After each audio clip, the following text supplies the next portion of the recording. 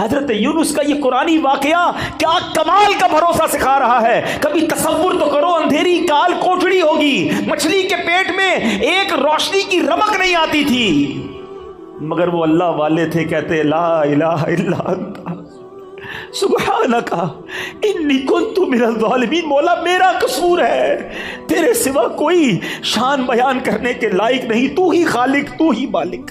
ادھر تھوڑی سی آزمائش ہو, بندہ اللہ کی بارگاہ میں شکوے کرتا, یا اللہ تو نے ایسا کیا, اللہ نے پیچھے کر دیا. کیسے جواب دو گے رب کو؟ اس نے جتنا دیا ہے کبھی سوچا ہے؟ اس کی نعمتیں معلوم ہیں؟ کبھی دیکھا ہے لنگڑے کو بغیر پیر کے کیسے جیتا ہے؟ کبھی دیکھا ہے اندھے کو بغیر دیکھے کیسے جیتا ہے؟ کتنی بار شکر ادا کیا آنکھ کا, کتنی بار شکر ادا کیا پیر کا اور ہاتھوں کا اور زبان کا. کبھی دیکھا ہے ڈائلیسس کے مریض کو جس کے گردے فیل ہو جائے, پانی نہیں پی سکتا, ڈاکٹر کہتے پورے دن میں 1 گلاس پانی پینا, اس سے زیادہ نہیں, تمہارے لیے مشکل ہو جائے گی. ترستا ہے پانی پینے کو, ہر تیسرے دن جا کے ڈائلیسس کراتا ہے. ہمارے گردے سلامت ہے, جتنا پینا ہے پیتے ہیں, جب پاس کرنا ہوتا ہے پاس کر دیتے ہیں, استنجا سے فارغ ہو جاتے ہیں. یہ نعمتیں یاد نہیں. اور اب آتے ہیں اس بڑے ہی عجیب و غریب واقعے کی طرف, اور یہ واقعہ ہے حضرت یونس علیہ السلام کا.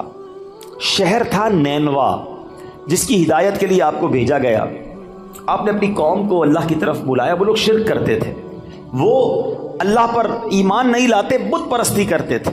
آپ نے بہت ان کو سمجھایا, اللہ کی طرف بلایا. وہ قوم ہدایت نہیں پاتی تھی, ایمان لانے سے انکار کر دیا, الٹا آپ کے سامنے سرکشی کرتے تھے. تو آخرکار آپ نے کہا کہ اے لوگو, اب اگر تم ایمان نہیں لا رہے تو سنو, میں تمہیں عذاب کے بارے میں بتا رہا ہوں.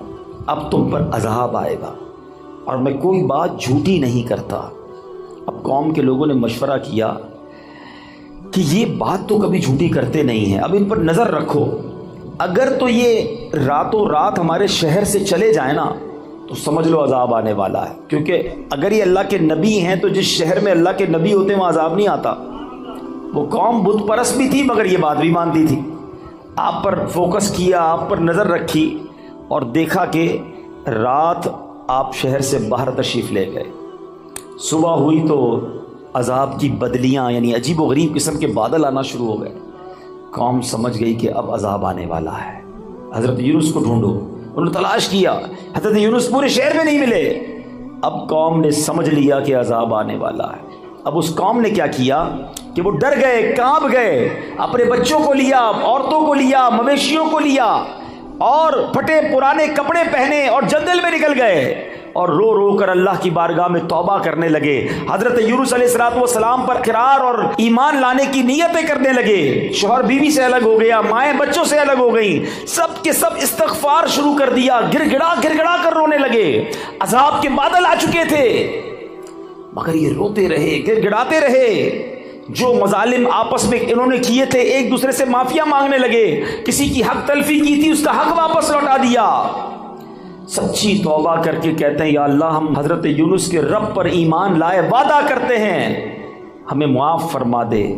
اللہ کریم کو ان لوگوں کی اس گریہ وزاری پر, مخلصانہ گریہ وزاری پر, بے قراری پر رحم آیا اور عذاب اٹھا لیا گیا. دھواں اور عذاب کی بدلیاں جو تھیں, وہ بادل عجیب و غریب, وہ دفع کر دیے گئے.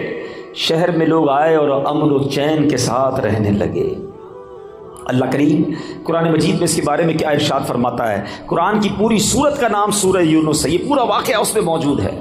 اللہ سورہ یونس میں ارشاد فرماتا ہے, تو ہوئی ہوتی نہ کوئی بستی کہ ایمان لاتی تو اس کا ایمان کام آتا.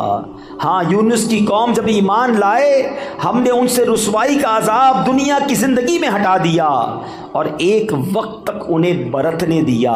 یاد رہے کہ اللہ کی قدرت کا ایک اصول ہے کہ جب قوم پر عذاب آ جاتا ہے تو عذاب آنے کے بعد توبہ مفید نہیں رہتی, توبہ قبول نہیں کی جاتی. مگر یونس علیہ السلام کی قوم پر یہ احسان ہوا کہ عذاب کی بدلیاں آ چکی تھیں, مگر جب وہ ایمان لائے تو ان سے عذاب کو اٹھا لیا گیا. اب ماجرا یہ ہوا, اللہ کے نبی تھے, آپ کو بتا دیا گیا تھا کہ عذاب آنا ہے. آپ نے اپنی قوم کو بتایا کہ عذاب آنے والا ہے, خود چلے گئے تھے. آپ جب واپس آئے تو دیکھا قوم چین سے رہ رہی ہے, کوئی عذاب نہیں آیا. تو لوگوں نے کہا کہ حضور آپ اپنی قوم میں تشریف لے جائیں. فرمایا میں کیسے جاؤں؟ اب میں قوم میں جاؤں گا، یہ لوگ تو مجھے جھوٹا سمجھیں گے اور مجھے قتل کر دیں گے. میں تو ان کو کہہ کر آیا تھا عذاب آئے گا. آپ اپنی قوم کی طرف جانے کی بجائے آپ اس قوم سے دور سمندر کی طرف چلے گئے. کشتی میں بیٹھے. جب وہ کشتی آگے جاتی ہے تو بیچ سمندر میں جا کر وہ کشتی رک گئی. اس زمانے کے لوگوں کا یہ ماننا تھا کہ بیچ میں کشتی جب ہی رکتی ہے جب کوئی بھاگا ہوا غلام کشتی میں بیٹھا ہو. تو لوگوں نے کہا ایسا کرتے ہیں، قرآن دازی کرتے ہیں اور دیکھتے ہیں کہ کون ہے جس کی وجہ سے یہ کشتی رکی ہے. اب جب قرآن دازی کی گئی تو حضرت یونس کا ہی نام نکل آیا. اس قوم نے حضرت یونس کو ہی کشتی سے اتار کر پانی میں ڈال دیا، ڈبو دیا پانی میں. ایک طرف قوم بچھڑ گئی، ایک اور آزمائش کہ اب آپ پانی میں ڈبو دیے گئے بیچ سمندر کے اندر. اور اللہ کا حکم دیکھیں، اللہ کی کرنی دیکھیں کہ ایک بڑی سی مچھلی آئی اور حضرت یونس کو نگل گئی. اب آپ مچھلی کے پیٹ میں ہیں، ابھی زندہ ہیں، ایک کال کوٹڑی ہے، نظر کچھ نہیں آ رہا. اب حضرت یونس نے اس مچھلی کے پیٹ میں کیا پڑھنا شروع کیا؟ لا الہ الا انت سبحانک انی کنت من الظالمین. یہ قرآن میں موجود ہے آیت، اس کو آیت کریمہ کہتے ہیں. آپ یہ دعا کرتے رہے کہ اے اللہ تیرے سوا کوئی جس کی شان بیان کی جائے، تیرے سوا کوئی نہیں جس کی پاکی بیان کی جائے. اور اے اللہ میں ظالموں میں سے ہوں. اپنی عاجزی کا اظہار کیا، اپنی انکساری کا اظہار کیا، اللہ سے مدد مانگتے رہے. اس کی برکت سے اللہ پاک نے آپ کو اس مچھلی سے کیسے نجات دی کہ آپ اس مچھلی نے آ کر آپ کو کنارے پر آ کے اگل دیا. لیکن آپ بالکل کمزور ہو گئے تھے، آپ کی جلد بھی بڑی نرم ہو گئی تھی، کئی دن مچھلی کے پیٹ میں رہے تھے.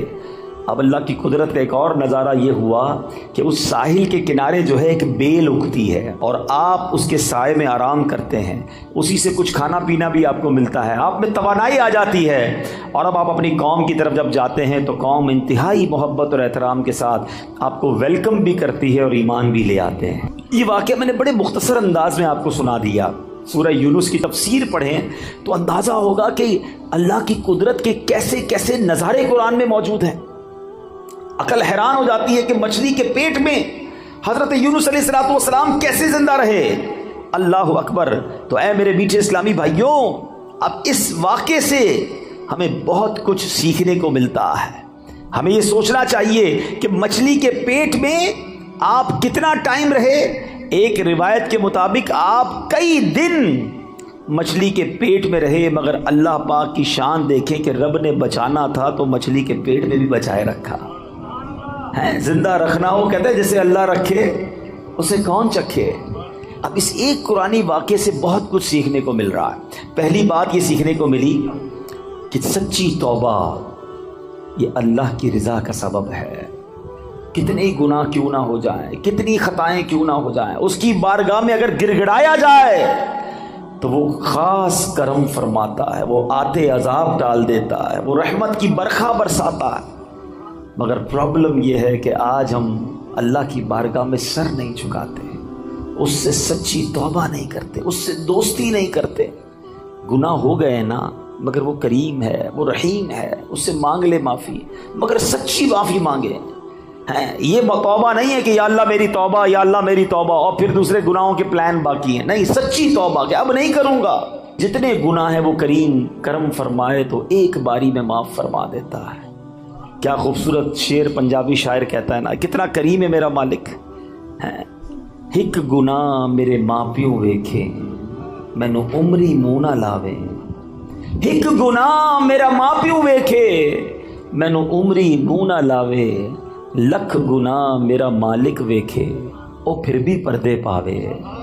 کتنی خطائیں ہیں مگر وہ رب پھر بھی روزی دے رہا ہے، پھر بھی کھانا دے رہا ہے، پھر بھی سانسیں دے رہا ہے، پھر بھی ہم آنکھیں حرام دیکھتی ہیں مگر وہ اندھا نہیں کر رہا. ہمارے ہاتھ غلط کام کرتے ہیں مگر وہ ہاتھ واپس نہیں لے رہا.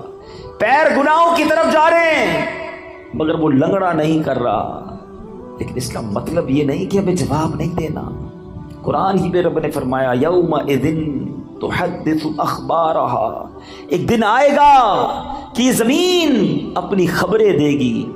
اور ایک اور جگہ قرآن کیا فرماتا ہے، ثم لتسألن یومئذ عن النعیم، ایک دن آنا ہے جس دن تم سے ایک ایک نعمت کے بارے میں سوال ہوگا، کیسے جواب دیں گے؟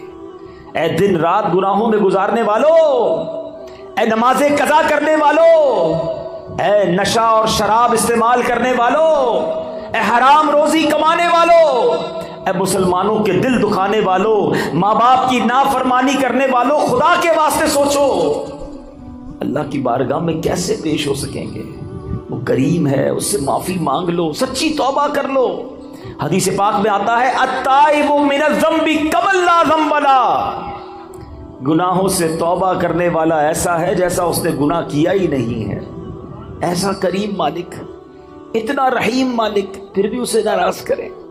تو آج پہلا سبق، پہلا مدنی پھول تو اس بیان کا یہ دیجئے کہ ہم اپنے رب کی نافرمانی نہیں کریں گے، سچی توبہ کر لیں۔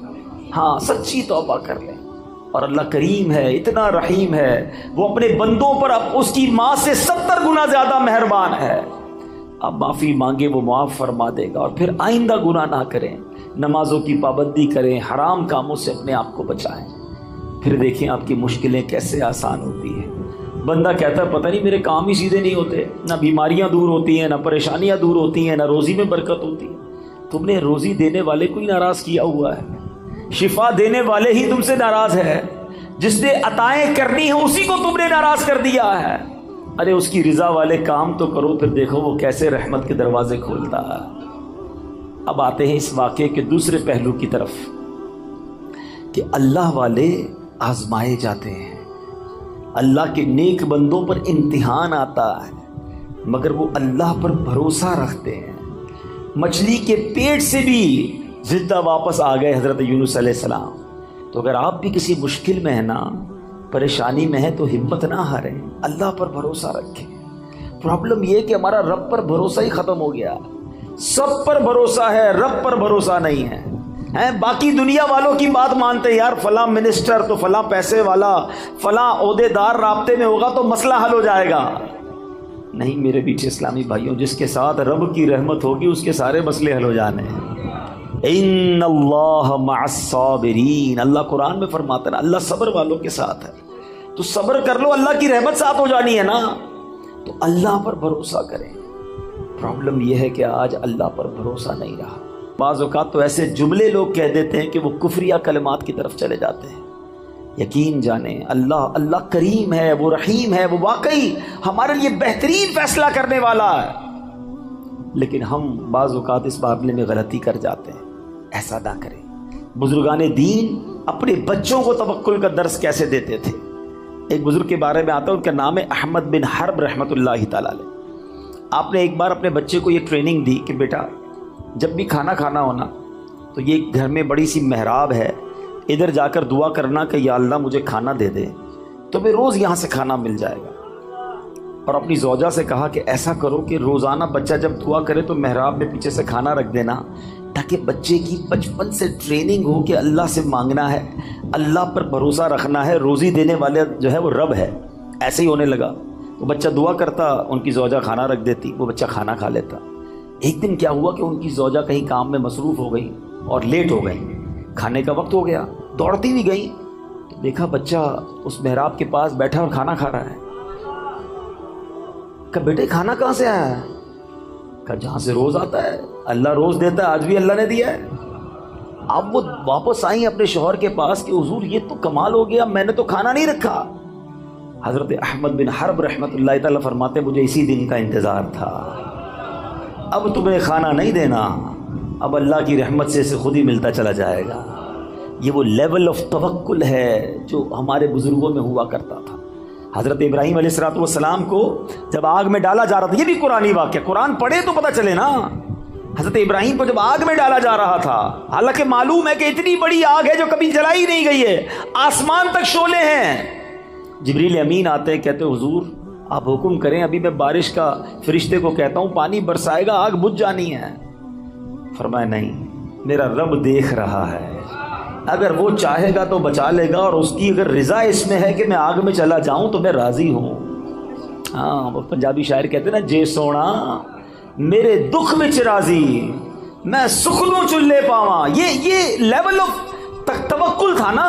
اچھا پھر جب آپ کو آگ میں پھینک دیا گیا تو پھر جبریل امین آئے، کہا ٹھیک ہے آپ ہم سے مدد نہیں مانگ رہے، اللہ سے تو مانگ لیں، اللہ کو تو پکار لیں۔ فرمایا مالک دیکھ رہا ہے، اگر اس کی رضا ہوئی تو اس نے بچا لینا ہے۔ اور ایسا ہی ہوا کہ جب حکم الہی ہوتا ہے تو وہ آگ جس میں آپ ایک روایت کے مطابق 40 دن رہتے ہیں، آپ کا بال بھی بیکا نہیں ہوتا ہے۔ شاعر مشرق ایسے ہی تو نہیں کہتے نا، آج بھی ہو ابراہیم سا ایمان پیدا۔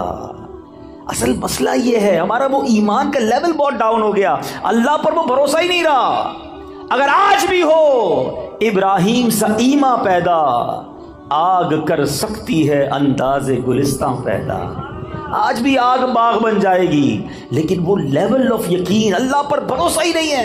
ہم دعا بھی کرتے تو یہ سوچ کر پتہ نہیں پوری ہوگی کہ نہیں ہوگی، پھر کدھر سے پوری ہوگی۔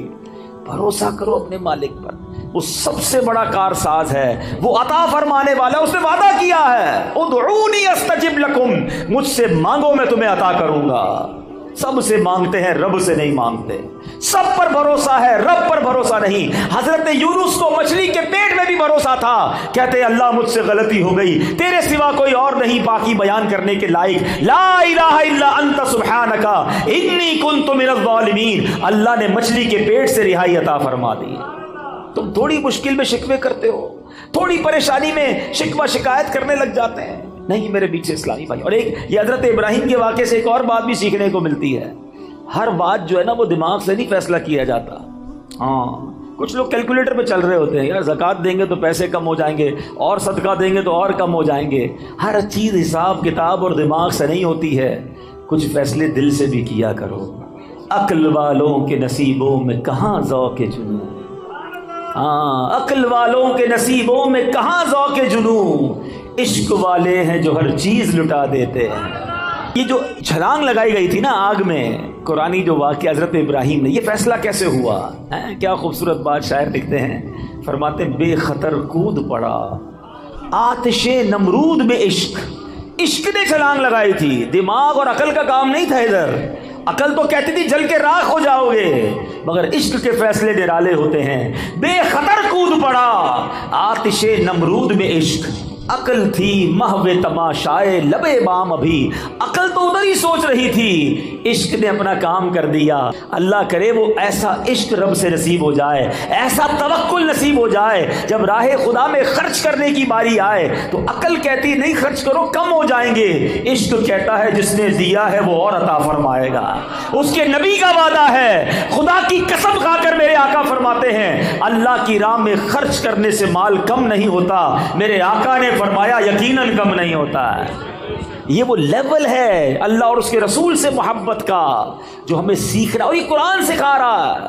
اللہ پر بھروسہ کیجئے، آپ جتنی بھی بڑی مشکل میں ہیں۔ اگر میرا کوئی بھائی یہاں بیٹھا ہے، بیمار بیٹھا ہے، قرض دار بیٹھا ہے، بے روزگار بیٹھا ہے، بے اولاد بیٹھا ہے، ٹینشن میں ہے، اور اس کو لگتا ہے کہ یار اب تو ایسا پھنسا ہوں کہ یہاں سے نکل نہیں سکوں گا۔ اچھا زندگی میں کبھی کبھی ایسا موڑ آتا ہے، ٹھیک ہے، کہ بندہ ایک لیول پر آ کر کہتا ہے یار اتنا قرضہ ہو گیا یہ تو میں دے ہی نہیں سکوں گا، اتنی بڑی پرابلم آ گئی، ایسی بیماری، ایسی ڈیفیکلٹی، اتنی مشکل، میں یہاں سے نہیں نکل سکوں گا، میری زندگی ختم۔ اس کو لگتا ہے آگے دیوار ہے، اور یہ وہ لیول ہوتا ہے کہ جس کے پاس یہاں جا کر توکل نہیں ہوتا نا تو دو پرابلم ہو جاتے ہیں، یا تو بندہ ڈپریشن کا شکار ہوتا ہے یا پھر خودکشی کرتا ہے۔ ایسی خودکشی نہیں کرتے لوگ، ان کو لگتا ہے ختم، اب کچھ نہیں ہو سکتا۔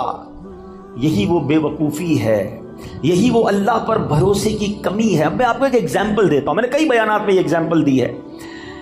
آپ کے گھر میں چونٹیاں آپ نے دیکھی ہوں گی نا، چونٹیاں جا رہی ہیں لائن لگا کر، اور آگے آپ ان چونٹیوں کی لائن جو جا رہی ہے اس کے آگے ایک سیب رکھ دیں، چونٹیاں کیا کریں گی؟ رک جائیں گی، کیونکہ ان کے لیے تو وہ سیب ایک پہاڑ ہے نا۔ کیا چونٹیاں سیب ہٹا لیں گی؟ نہیں ہٹا سکیں گے، ان کے لیے تو بہت ہیوی چیز ہو گئی نا، بہت بڑی چیز ہو گئی۔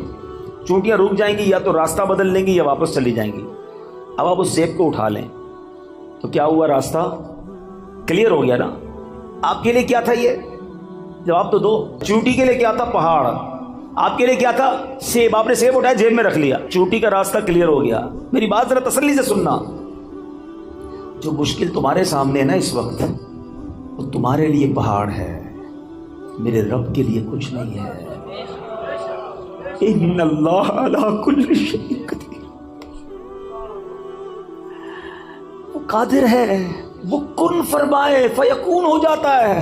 ارے میری عقل تھوڑی، میرا دل چھوٹا، میرے حوصلے تھوڑے، مجھے لگ رہا ہے پھنس گیا، مجھے لگتا ہے مر گیا، مجھے لگتا ہے نہیں نکل سکوں گا.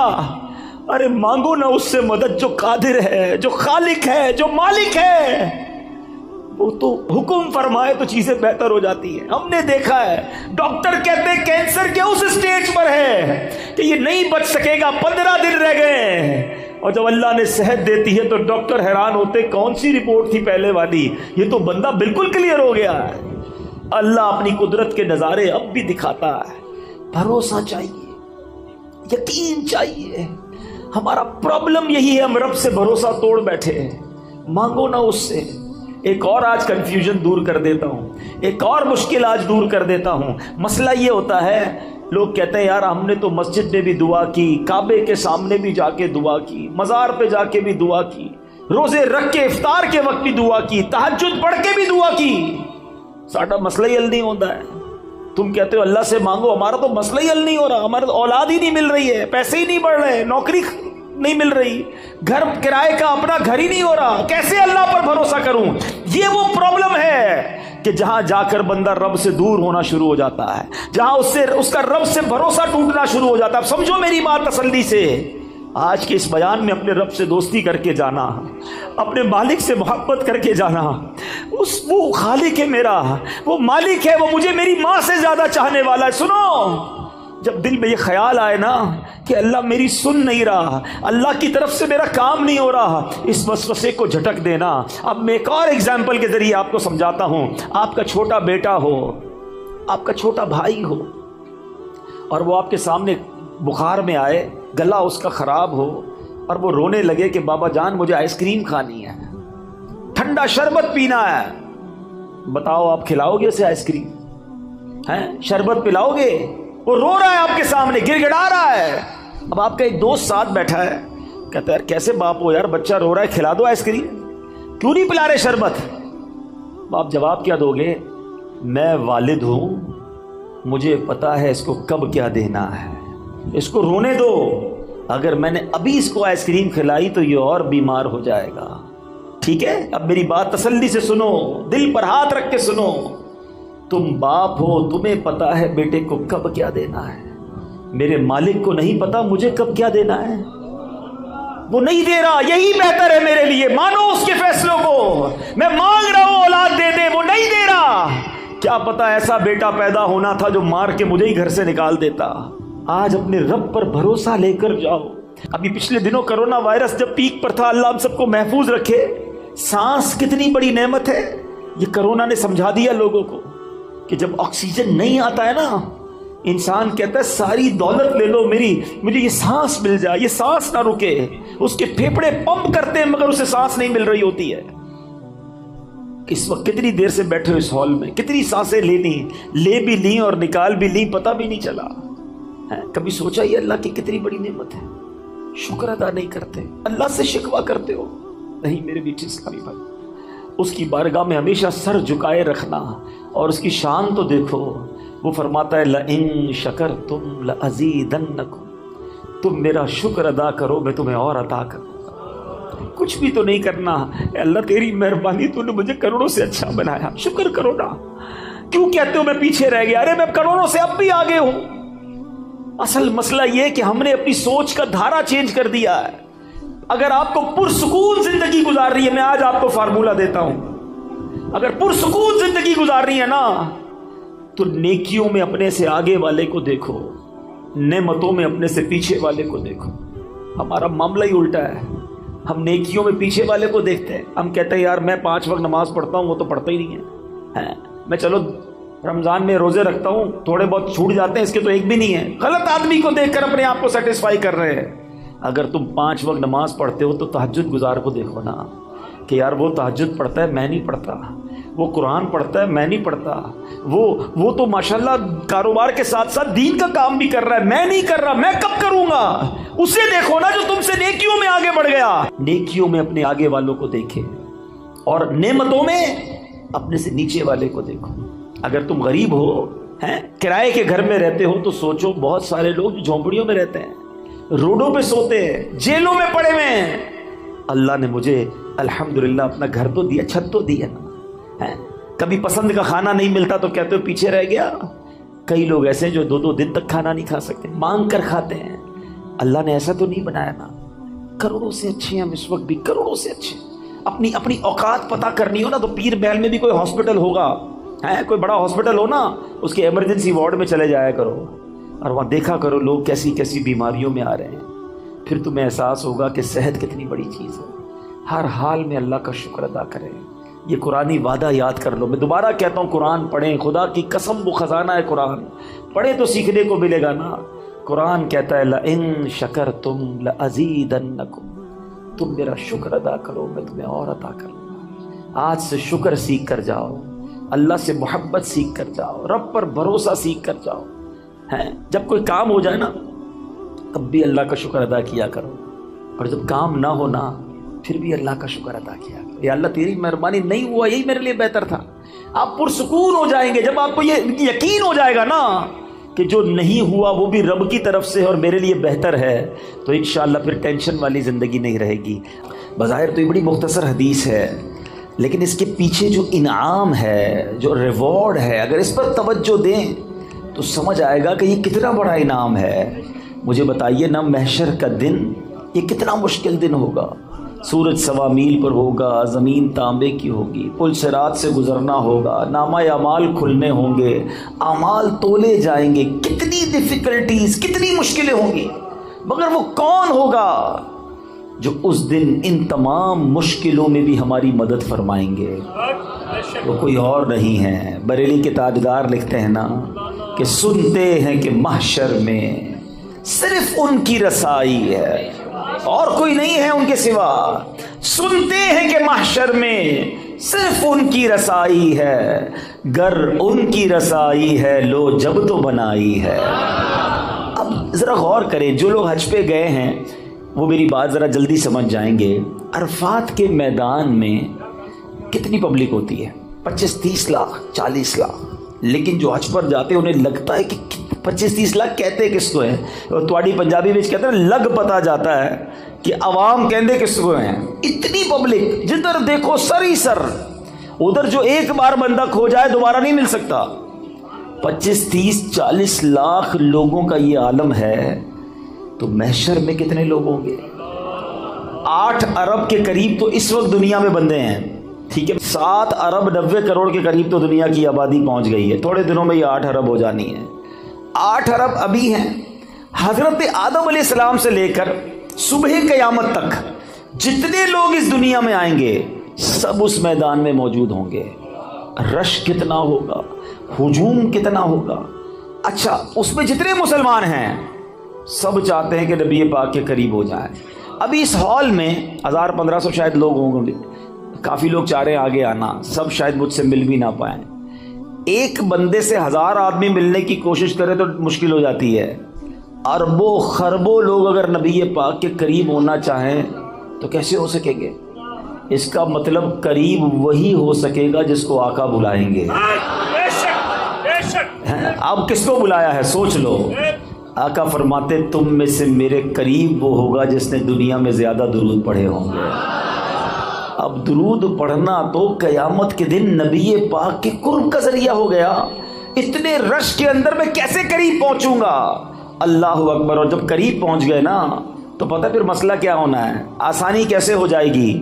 بہت پیاس لگے گی سنا ہے محشر کے دن, مگر اعلیٰ حضرت کہتے ہیں ٹھنڈا ٹھنڈا میٹھا میٹھا پیتے ہم ہیں پلاتے یہ, اپنی بنی ہم آپ بگاڑیں کون بنائے بناتے یہ ہیں. ارے جب باپ بھی نہیں پوچھے گا, وہ باپ جو آج بچوں کے لیے ڈبل ڈیوٹی کرتا ہے, مگر قیامت کے دن ایسے نفسا نفسی کا عالم ہوگا کہ نہ باپ پوچھے گا نہ ماں کام آئے گی. سنو میرے آقا اس دن کیا کریں گے, ماں جب اکلوتے کو چھوڑے آ کہہ کے بلاتے یہ ہیں، باپ جہاں بیٹے سے بھاگے لطف یعنی کرم وہاں فرماتے یہ ہیں۔ اللہ اکبر، اس سے سیکھنے کو یہ مل رہا ہے کہ اگر محشر کے دن کی سختیوں سے بچنا ہے، ڈیفیکلٹیز سے بچنا ہے، تو آقا کے قریب جانا ہے، اور آقا کے قریب جانا ہے تو درود پاک کثرت سے پڑھنا ہے۔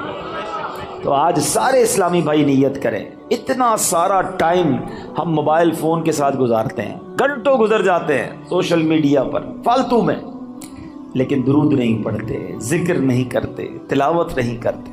یہ زندگی بیکار نہ گزاریے، پلیز اپنی زندگی کو قیمتی سمجھیے۔ ایک ایک سانس یہ اللہ کی نعمت ہے، جتنا ہو سکے عبادت میں، ذکر و درود میں، نیکی کے کاموں میں صرف کریں۔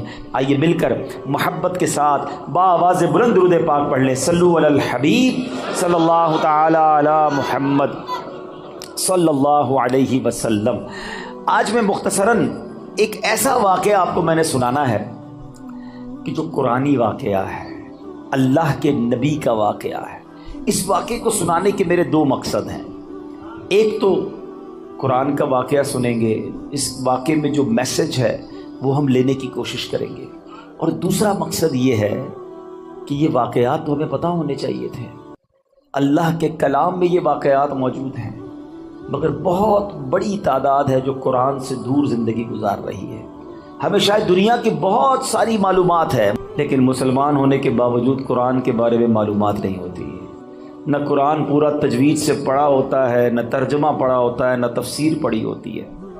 مجھے ایک بات بتائیں، پہلے صبح اٹھتے تھے نا لوگ، اللہ رسول کا نام لیتے تھے، اچھا پہلے پھر اس کے بعد اخبار پڑھتے تھے، اب اٹھتے ہی فون اٹھاتے ہیں پہلا کام، اور یہ دیکھتے ہیں کس کس کا میسج آیا ہے۔ جب تک ہمارے واٹس ایپ میسیجز، ہمارے جو بھی ہمیں پیغامات آئے، ہم سنتے نہیں، ہمیں چین نہیں آتا، کوئی اہم بات رہ نہ جائے۔ مجھے ایک بات بتاؤ، تمہارے دوست کا، تمہارے کاروباری ساتھی کا پیغام مس نہ ہو جائے، اس بات کا خیال ہے؟ اتنی عمر ہو گئی، اللہ کا پیغام قرآن تمہارے پاس آیا ہوا ہے، وہ پڑھ لیا، جان لیا رب نے کیا فرمایا ہے، اللہ نے ہمارے لیے کیا پیغام دیا ہے؟ کبھی سوچا آپ نے؟ قرآن تو ویسے ہی اللہ کا پیغام ہے، مگر خاص طور پر 89 آیتیں وہ ہیں جس میں اللہ نے براہ راست ڈائریکٹلی مجھ سے اور آپ سے بات کی ہے، اور کیا فرمایا؟ یا ایھا الذین آمنو، اے ایمان والو، اے ایمان والو۔ ہم ایمان والے ہیں نا، ہم سے بات ہوئی ہے، کیا ہم نے وہ 90 کے قریب آیتیں پڑھ لی؟ اللہ نے کیا فرمایا؟ مجھ سے کیا بات کی ہے؟ میری فیملی کا، میرے دوستوں کا، میرے بزنس کولیگز کا پیغام ڈسٹرب نہ ہو، اس کا خیال ہے۔ اللہ نے قرآن میں ہمیں پیغام دیا ہوا ہے، ہمارے پاس ٹائم ہی نہیں ہے۔ مرنے کے بعد کیا ہم یہ جواب دے سکیں گے کہ یا اللہ ٹائم نہیں تھا اس لیے قرآن نہیں پڑھ سکا؟ خدا را قرآن سے دور نہ رہیں، پڑھیں قرآن کو، اتنا کچھ موجود ہے۔ اور حدیث پاک کا مضمون ہے وہ دل ویران ہے جس میں کچھ قرآن نہیں ہے۔ سوچو کہ ہمارے دل میں کتنا قرآن ہے، ہم کتنا قرآن پڑھتے ہیں۔ اب میں قرآن کا واقعہ سناتا ہوں۔ ایک مقصد یہ ہے کہ قرآن سے محبت بڑھے، قرآن پڑھنے کا ذہن بنے۔ قرآن سے دور رہ کر زندگی اچھی نہیں ہے۔ یہ قرآن، وہ دیکھیں نا، ہمارے موبائل میں بہت سارے سافٹ ویئرز ہوتے ہیں اور روز کئی بار کھولتے ہیں، مگر جس دن میں اور آپ قبر میں جائیں گے نا، ہمارے سارے سافٹ ویئر آف لائن ہو جائیں گے۔ بلکہ کچھ دوست کہیں گے یار کئی دن ہو گئے آن لائن نہیں ہوا، اور بعد میں پتہ چلے گا یہ بندہ تو خود ہی آف لائن ہو گیا ہے، خود ہی دنیا سے چلا گیا ہے۔ اس کا مطلب یہ ہوا کہ قبر میں جا کر سارے سافٹ ویئر آف لائن ہو جائیں گے، مگر جس نے قرآن کو تھاما ہوگا یہ قبر میں بھی آن لائن رہے گا، یہ قبر میں بھی تمہارے ساتھ جائے گا، قبر کا نور بنے گا۔ تو کیوں نہ روز کچھ نہ کچھ قرآن پڑھا جائے۔ تو آئیے نیت کر لیں، پہلی نیت تو یہ کر لیں کہ ہم روز کچھ نہ کچھ قرآن پڑھیں گے انشاءاللہ، اس کو سمجھنے کی بھی کوشش کریں گے۔ ہے نا دعوت اسلامی آپ کے پاس، بچوں کے مدرسے الگ تو بڑوں کے مدرسے الگ، آن لائن مدرسہ الگ، آپ پڑھنے والے تو بنیں۔ ہر جگہ آپ کو فیسلٹی دعوت اسلامی دے رہی ہے کہ کسی طرح قرآن پڑھ لیں اور اسے سیکھ لیں۔